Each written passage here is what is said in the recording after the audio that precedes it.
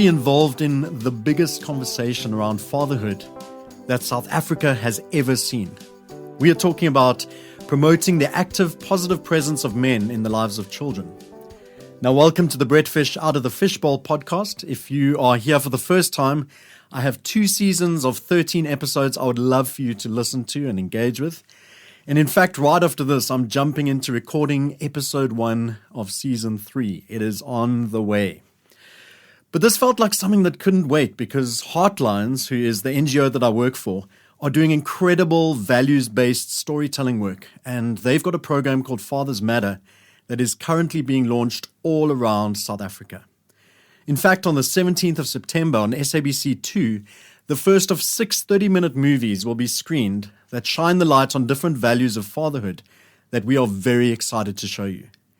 Now, our ambitious hope, and this is a bit wild, a bit crazy, a bit extreme, but we are hoping that 5 million men across South Africa are going to watch and engage with the conversations around these movies in an attempt to shift the narrative around fathers in South Africa. So I felt this called for a bonus Out of the Fishbowl episode so that we can already start getting you talking about these things, thinking about them, chatting to your friends, get you excited as we move towards the release date of these movies. And so that's what we're going to be doing in an episode that I like to call Bonus Episode! Fathers Matter.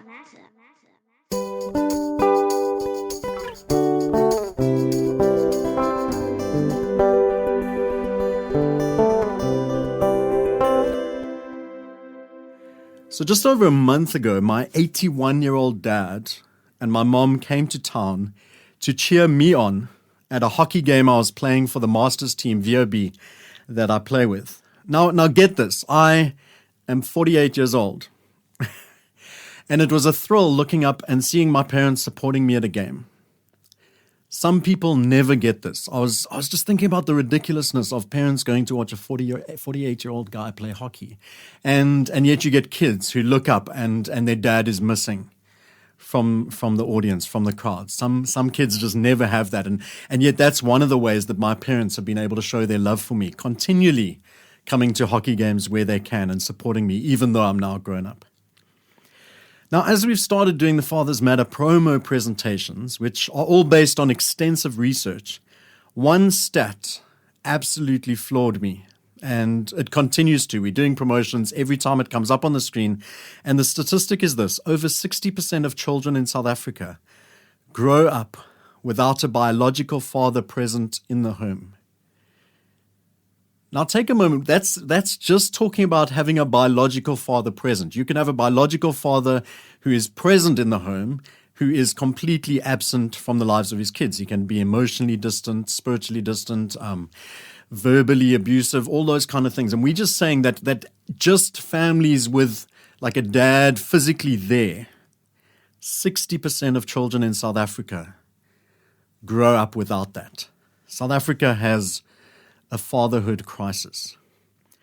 And the research shows that children who grow up without the active, positive presence of men in their lives are at significant risk of a number of things. They are more likely to be victims or perpetrators of violence, including gender-based violence, drug and alcohol abuse, mental health disorders, teenage pregnancy, poor educational and economic outcomes. Now, let me just clarify that the absence of a father is a risk factor in those cases. It's not a sentence. If it was a sentence, we would close up shop now. We'd say it's hopeless, just go home, carry on with things. Things are bleak, let's just move on. But it's a risk factor that when you don't have positive, present, active fathers, these things, the list of things I read out, are more likely to happen. And because it's a risk factor and not a sentence, that means that we can interrupt it. It means that it's not a conclusion. It's just a warning sign of an area that we need to be more engaged in, we need to be making a difference in. And then these next 2 thoughts kind of balance against each other. The first one is that a physically absent father can be involved or engaged. And so sometimes there are circumstances where a father is physically absent. In the old days, a lot more. It used to be that thing of many of the men had to go work in the mines, and maybe people would have jobs in a different province or a different city, and so they'd be physically absent. But there might also be other cases where a woman has got pregnant and the father hasn't been allowed kind of to be in that situation, to be present as a father. And in those cases where there's a physically absent father, they can still be involved and engaged. And kind of the converse of that is, as I mentioned, a father can be present physically, but not involved or engaged.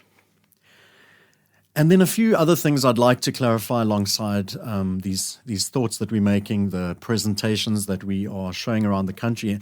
And one of them is this, that the Fathers Matter project acknowledges the extraordinary role that single mothers and grandmothers play in particular. If somebody hears the line, Fathers Matter, then you're likely on social media to have before too long somebody going, oh, what about Mothers Matter? All parents matter.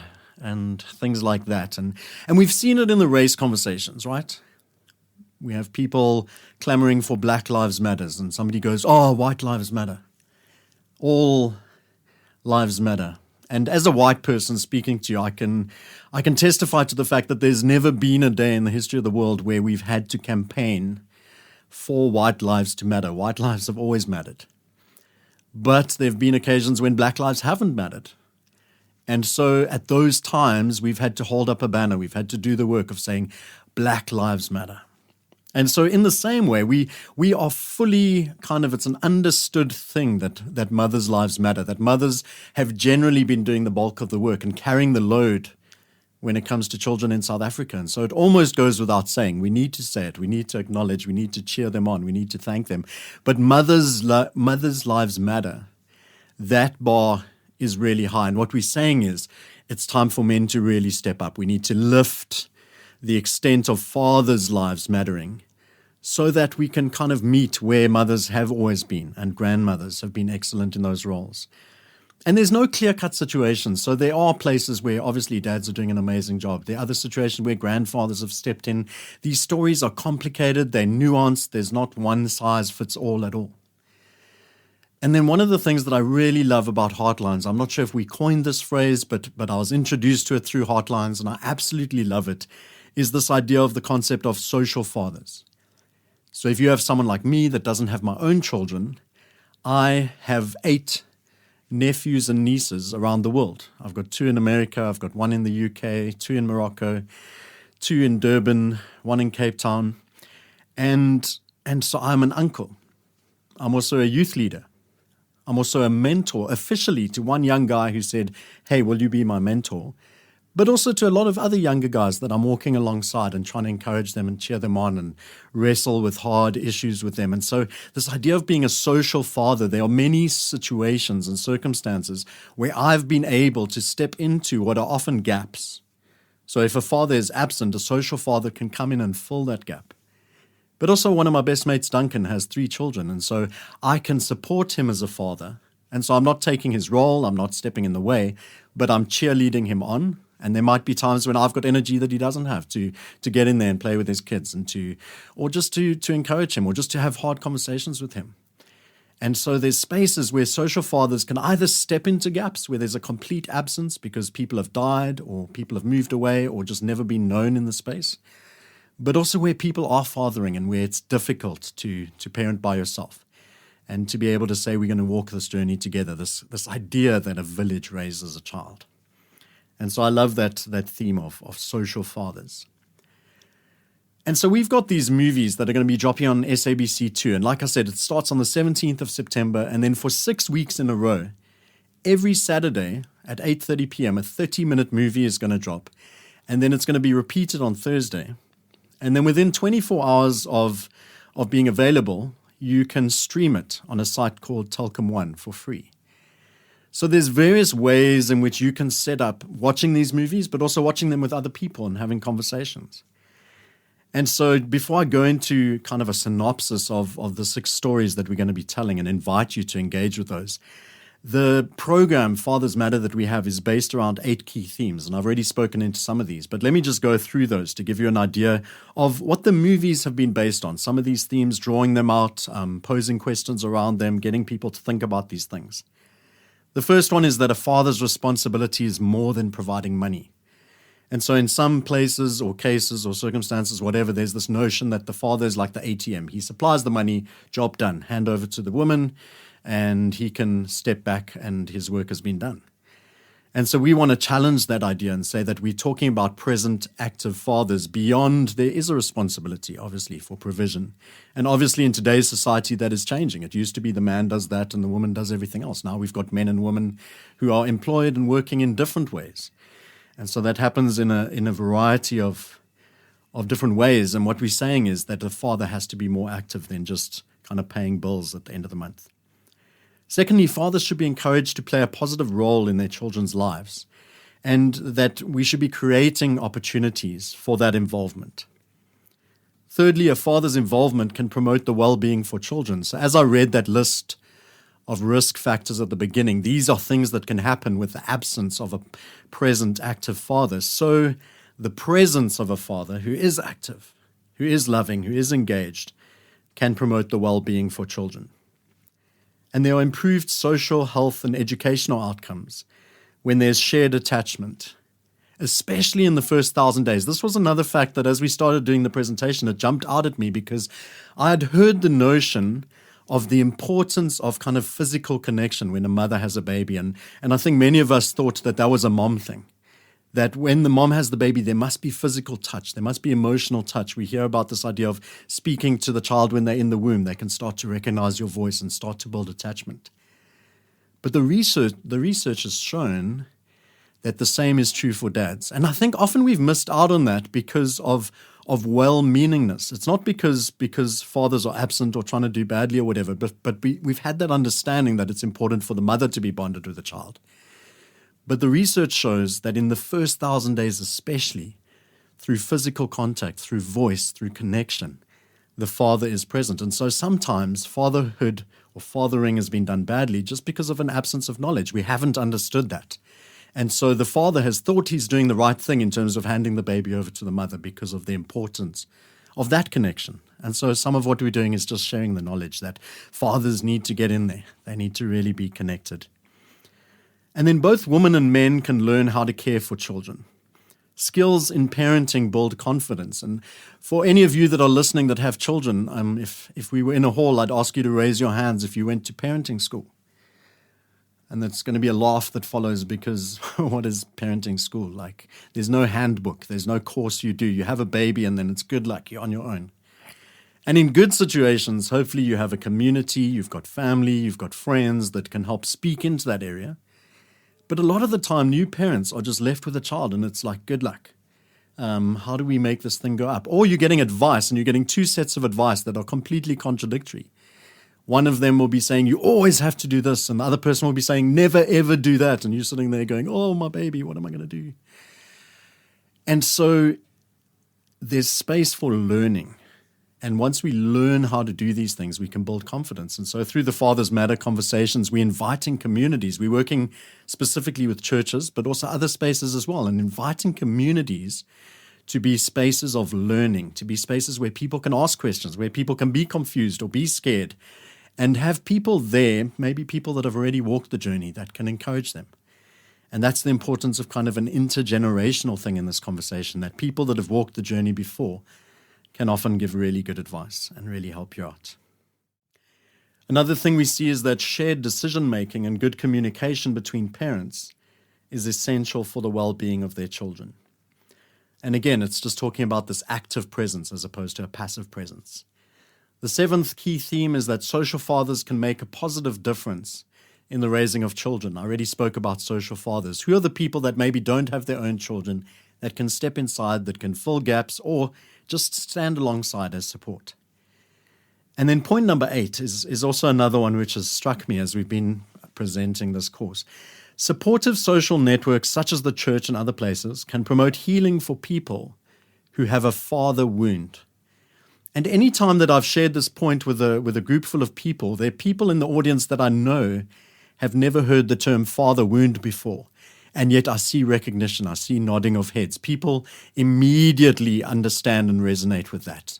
Because maybe all of us, to differing extents, have a father wound, something where our dads didn't quite get it right, or maybe something where they got it horribly wrong.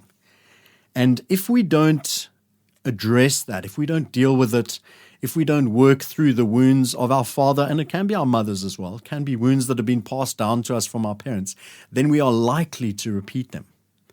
And we've seen that again and again, that if you don't fix the wrong, it's just likely to come up and be repeated. Many of us, when we're young, are going to be, I'm going to be nothing like my father or nothing like my mother. And then at some point in time, we're speaking to our children and we're listening to ourselves and we're going, wow, that sounds very familiar. I have ended up being like the very thing I didn't want to be. And so until we learn to interrupt the things that are negative things and kind of change the cycle of them, things are going to be the same. I saw this amazing cartoon that had kind of a grandfather speaking negative stuff to his son, and then the father speaking negative stuff to his son, and then the next son who has two little kids, so it's like great-grandfather, grandfather, father, is kind of holding up a barrier, almost like a dustbin bin, kind of protecting his kids from his father. And he's speaking life to his kids. You can do it. You are good. I love you. You matter. And that cartoon for me just kind of gives a visual representation of how these intergenerational cycles will continue unless somebody says, I'm going to interrupt it. I'm going to do things a little bit differently.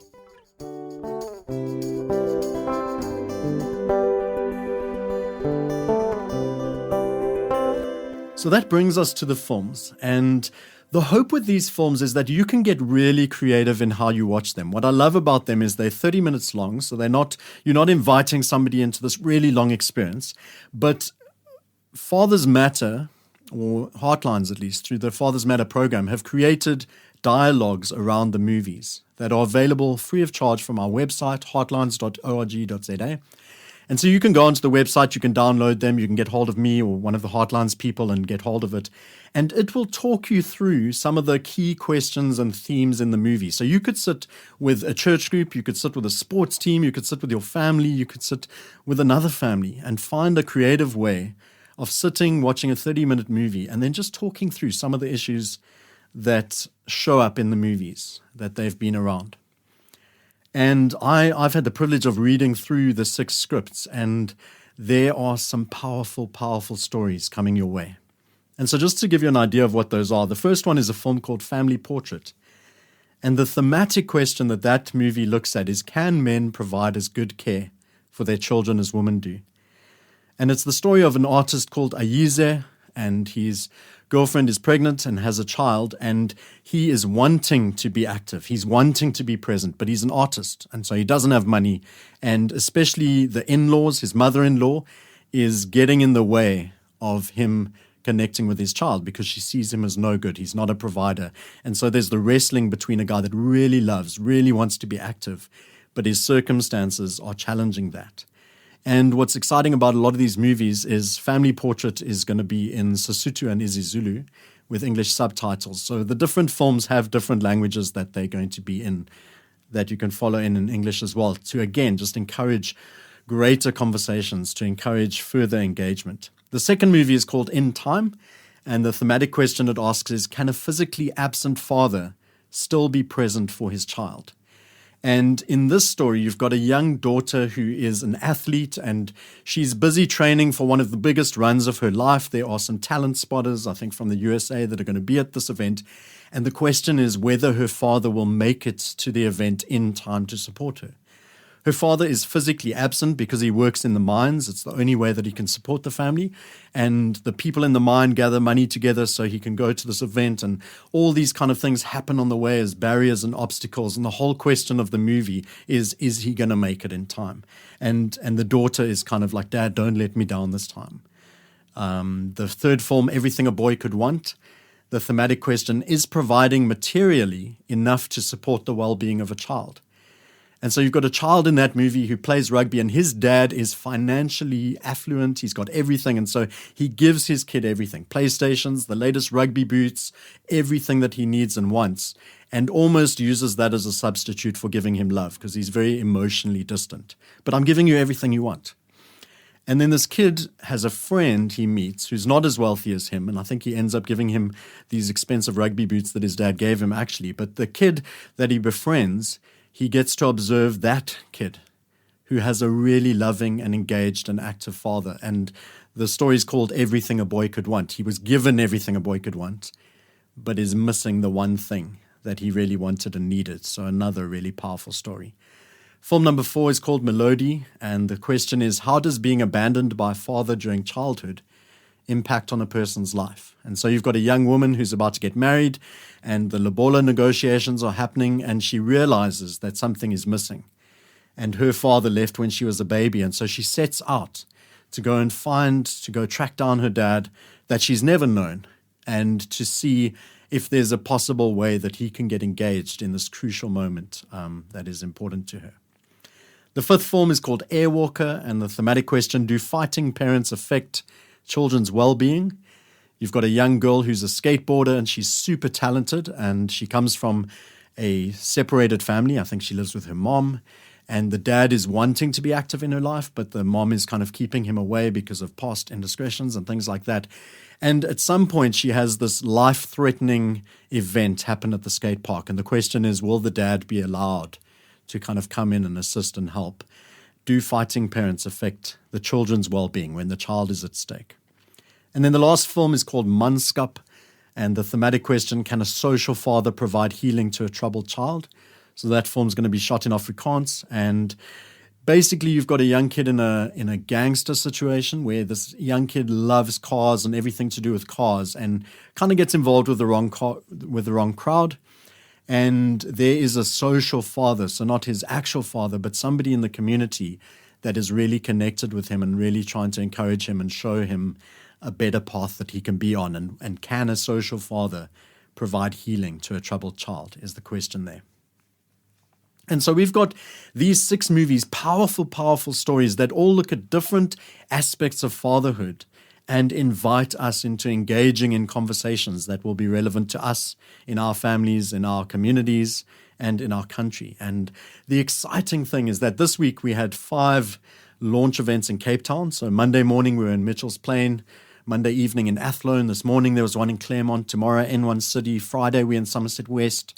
Next Tuesday, I think it is, we're going to be in Kailicha. We've got a colleague flying up to PE tomorrow, George Neisner, and then around the country they are happening. And this morning was a small group of people, but by the end of the meeting, people were excited. One of the men kind of shouted out, "This is what we've been waiting for." And I mentioned it at the beginning, but this is an invitation to get involved in what is going to be the biggest conversation around fatherhood that South Africa has ever seen. Anytime I start chatting to people about it, eyes light up. This isn't a theme we have to convince people of. People know, it's obvious. People are aware there's a problem in South Africa. And this is something that seeks to address it. It seeks to start tweaking things, to start inviting people to shift their mindsets and their behaviors and actions in this area. One of the things I found out at this morning's meeting is that actually Nando's are going to be on board with this. And they're going to be promoting this through their stores around the country. And even in in-house radio programs, they're going to be dealing with the issues so that their staff know how to deal with these conversations. And so as this kind of builds momentum, it is blowing my mind. We thought 5 million people being reached was an ambitious target. We thought it could never happen. And let me just share where my kind of epiphany moment came on this whole thing and why I thought, let's dedicate a podcast to this. Let's get the conversation out. Let's find ways for people to share the story and invite their friends to kind of come on board. And so I'm part of Heartlines who are producing these things, and we have a weekly staff meeting. And probably about 2 months ago, we were in a staff meeting talking about the stuff. We were getting prepared for it. And Brian Helsby, my boss, had a moment where he started sharing kind of the what if. The what if of this thing. What if 5 million men around South Africa engaged in watching these movies, powerful movies, and engaged in conversation? What if only 10% of them took something away from that? What if 500,000 men around the country started being better fathers, started being more active, started thinking about fathering, started relying on their friends and inviting social fathers into their spaces? What if communities started kind of bonding together and thinking, how do we do parenthood better as communities?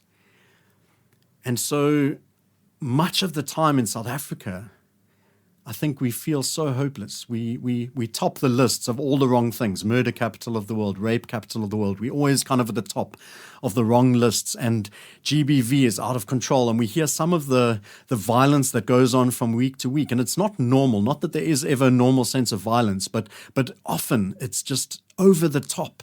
Extreme, devastating, disgusting, and we sit and we go, how do we carry on? How do we ever move on from here? And it can feel so completely hopeless. And yet, for me, there was this epiphany moment of this could actually shift things.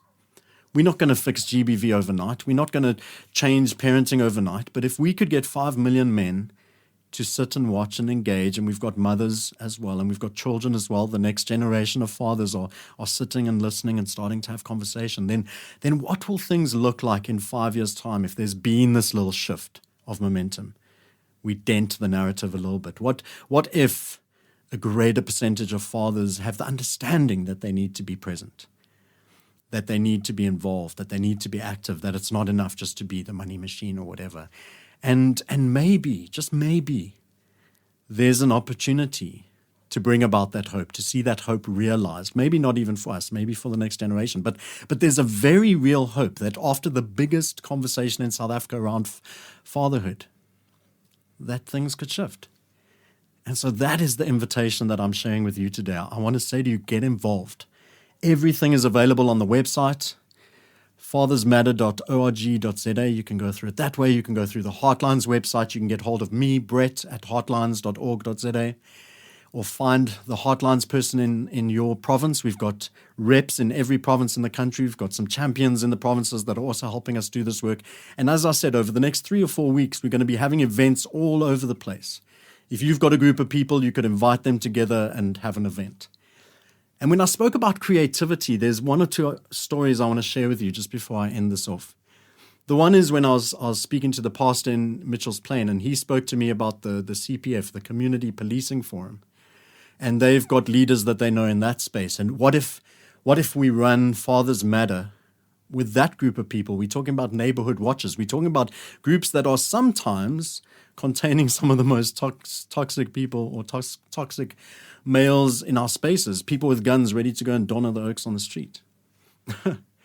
and imagine if those groups of men could sit around and watch these movies and have these conversations. Imagine if guys on the sports field, I was chatting to a guy this morning who is connected to the under-21 rugby team in a certain place, and they talking about values and inspiring their community beyond rugby. What if they commit to this program? What if they commit to becoming a Fathers Matter rugby team that can declare to other groups, this is who we are, this is the principle we're standing behind? And so there's so much excitement and potential that this could be a wave, this could be a movement, this could be, imagine every time you go to buy chicken, you're confronted by this idea, Fathers Matter. It's going to be on SABC. It's going to be on 11 SABC radio channels. The week after each movie is shown, the radio channels are going to be holding conversations around this. And so I think it's going to be difficult in September, the second half of September and October. It's going to be difficult to be in South Africa without hearing Fathers Matter all around you and being invited to be involved. And so my invitation to you is, let's get excited about this. Let's find out how we can get involved. The last story I'll share is that my parents love Survivor. And so when it's Survivor season, every Monday they have their best friends couple come over. I think they might have a meal together and they watch Survivor together. And that's great, but it's Survivor.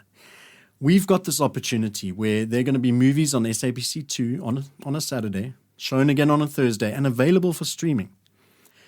What about you deciding, hey, that's something that I'm going to invite some friends to? What if you host a dinner at your house? What if you say, let's get these 3 couples, and for the next 6 weeks, let's hang out? Because hanging out around a dinner table, having conversation can be a lot more informal and a lot more inviting, maybe space for a lot more vulnerability than an official meeting that happens at the church or the club or wherever. Those things are great. But imagine that you go, this is something I want to be involved in. I want to chat to my friends about what it means to be a parent. And you can use the movies as a catalyst, but they might go into conversations that feel more relevant or more specific to you about your parenting, about your friends' parenting, about how do you get involved as a social father in the spaces around you. And so that is the invitation. And I want to give a big shout out to my friend Jeremy Curies and Exilic Music for creating the space for us to share this podcast. And to let you know that I'm about to start recording season 3 of Out of the Fishbowl. If you haven't yet listened, like I said, there are 13 episodes available. You can find them anywhere you go and listen to podcasts. Episode 1 that I ever recorded was on the topic of pineapple on pizza, one of the most controversial things the world has ever known. But the hope of these podcasts is to get conversations going around topics like love and like inclusion and like how do we support something that our friend likes that we don't like, which is the pineapple on pizza one. If my friend is a Liverpool and I'm a Manchester United, do I have to hate them? Or is there a way that I can mutually find a way to support them? And so real conversations about life matters that really do matter is the purpose of the podcast. And so I hope that you'll go find some other episodes and have a listen. But particularly with this one on Fathers Matter, I really hope that you're going to share this around. Tag your friends, get your friends to have a listen, and maybe say to them, let's get creative about how we could get involved in this. And let's start dreaming about a country that isn't at the top of the lists for all the wrong reasons. Imagine 5 years from now, the rest of the world was looking at South Africa because something happened there. There was a rumbling, there was a movement, something really significant happened. And it affected the stats on gender-based violence. It affected drug and alcohol abuse. It affected broken families. It affected racism. So many of the other social ills that are connected to people that are growing up without a father, that are carrying father wounds, that are carrying the risk factors that we spoke about. Let's come together. Let's make this happen because fathers matter. And we'd love you to be a part of the conversation. Thanks for listening.